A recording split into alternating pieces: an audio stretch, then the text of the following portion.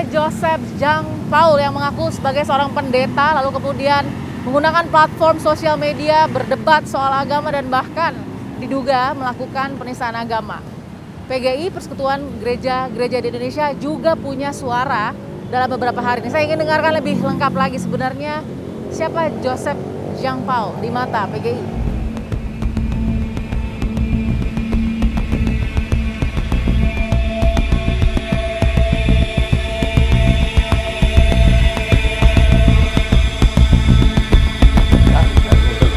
Apa kabar Pak Pendeta? Hai, halo. Aduh. Apa kabar? Apa kabar, sehat Pak Pendeta? Sehat, amin, amin. Kenapa saya harus sampai tanya ke Pendeta Jeki? Karena ini tentu hal yang memperhatinkan banyak pihak. Ya. Joseph Jean Paul. Oh, Joseph Jean. Pas lihat videonya yang pertama ditangkap sama Pak Pendeta, Pak? Sama seperti banyak yang lain. Ya, mereka menyebutnya apologetik. Tradisi bidang ilmu yang dipelajari juga panjang di dalam sejarah kekristenan, agama-agama, bagaimana mempertahankan apa yang menjadi keyakinan terhadap kebenaran, ya. Tapi saya melihat, aduh, ini kata-kata yang kasar, ya, yang juga nyerang, ya. Setelah semakin banyak saja yang model Joseph ini ya. Model Joseph, ya. Jadi sangat disayangkan sebenarnya oleh Pak Pendeta Jeki juga ya, karena satu platform yang pilih ini platform terbuka untuk umum. Ya, saya melihat kayaknya dia lucu-lucuan tuh, ketika bilang tadi 26. Wow, oke. Tapi ya, itu udah melanggar. Itu menyakiti misalnya, Yes. ya.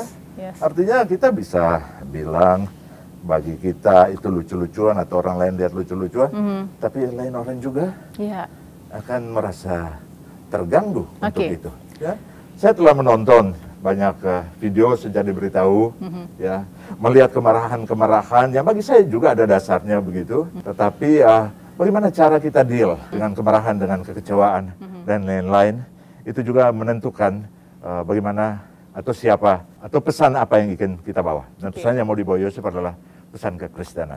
Terima kasih Pak Pendeta Jeki. Terima kasih. Sehat terus ya Pak Pendeta ya. Amin. Kita temukan fakta berikutnya. Untuk menelusuri jejak dan profil dari seorang Joseph Jean Paul, tim Fakta sudah sampai di Salatiga, Jawa Tengah. Saya sudah sampai di Universitas Kristen Satya Wacana untuk menanyakan bagaimana sebenarnya seorang Joseph Jean Paul itu yang memang menjadi alumnus dari UKSW. Kita tanyakan.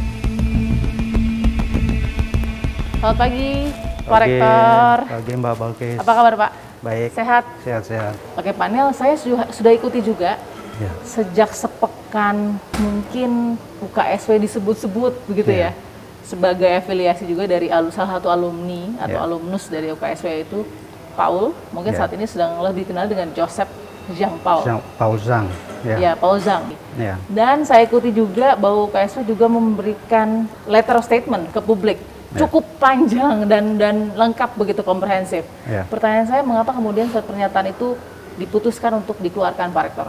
Satu, kami mengkonfirmasi bahwa yang bersangkutan benar adalah alumni UKSW. Lalu yang kedua, bahwa sebagai seorang alumni dari lembaga pendidikan seperti UKSW yang pada dirinya ada ciri-ciri tertentu yang melekat, walaupun bukan satu-satunya gitu ya. Jadi ini bukan satu persoalan berdiri sendiri dalam realitas Indonesia yang begitu luas gitu ya.